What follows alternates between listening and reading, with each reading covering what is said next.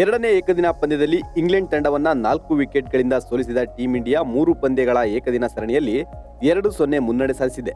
ಈ ಮೂಲಕ ಇನ್ನೊಂದು ಪಂದ್ಯ ಬಾಕಿ ಇರುವಂತೆ ಏಕದಿನ ಸರಣಿಯನ್ನ ತನ್ನ ಕೈವಶ ಮಾಡಿಕೊಂಡಿದೆ. ಇದರೊಂದಿಗೆ ಇಂಗ್ಲೆಂಡ್ ವಿರುದ್ಧ ಸತತ 7 ಏಕದಿನ ಸರಣಿಗಳನ್ನ ಗೆದ್ದ ದಾಖಲೆ ನಿರ್ಮಿಸಿದೆ. ಕಟಕ್ನ ಬಾರಾಬತಿ ಕ್ರೀಡಾಂಗಣದಲ್ಲಿ ನಡೆದ ಈ ಪಂದ್ಯದಲ್ಲಿ ಟಾಸ್ ಗೆದ್ದು ಮೊದಲು ಬ್ಯಾಟಿಂಗ್ ಆಯ್ದುಕೊಂಡ ಇಂಗ್ಲೆಂಡ್ ಬೆನ್ ಡಕೆಟ್ ಮತ್ತು ಜೋ ರೂಟ್ ಅವರ ಅರ್ಧಶತಕದ ನೆರವಿನಿಂದ 49.5 ಓವರ್ಗಳಲ್ಲಿ 10 ವಿಕೆಟ್ಗೆ 304 ರನ್ ಗಳಿಸಿತು. ಇದಕ್ಕೆ ಉತ್ತರವಾಗಿ ಭಾರತ ತಂಡ ರೋಹಿತ್ ಶರ್ಮಾ ಅವರ ಶತಕದ ನೆರವಿನಿಂದ 44.3 ಓವರ್ಗಳಲ್ಲಿ 6 ವಿಕೆಟ್ ನಷ್ಟಕ್ಕೆ 308 ರನ್ ಗಳಿಸಿ ಪಂದ್ಯವನ್ನ ಗೆದ್ದುಕೊಂಡಿತು.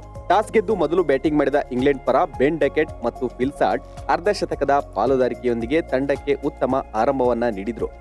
ರೂಟ್ ಮತ್ತು ಡಕೆಟ್ ಹೊರತುಪಡಿಸಿ ಲಿಯಾಮ್ ಲಿವಿಂಗ್ ಸ್ಟೋನ್ 32 ಎಸೆತಗಳಲ್ಲಿ 41 ರನ್ ಗಳಿಸಿದ್ರು. ಇದರಿಂದಾಗಿ ತಂಡವು ಸವಾಲಿನ ಸ್ಕೋರ್ ಕಲೆ ಹಾಕುವಲ್ಲಿ ಯಶಸ್ವಿಯಾಯಿತು.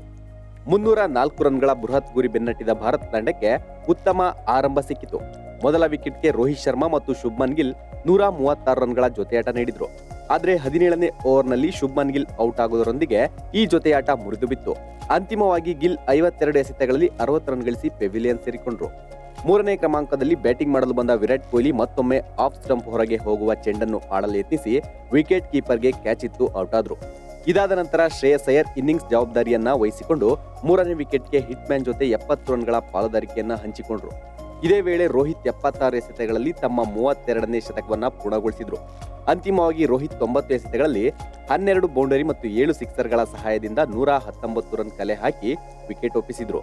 ಕೊನೆಯಲ್ಲಿ ಅಕ್ಷರ್ ಹಾಗೂ ಜಡೇಜಾ ಚುರುಕಿನ ಜೊತೆಯಾಟ ನಡೆಸಿ ತಂಡವನ್ನ ಗೆಲುವಿನ ದಡ ಮುಟ್ಟಿಸಿದ್ರು.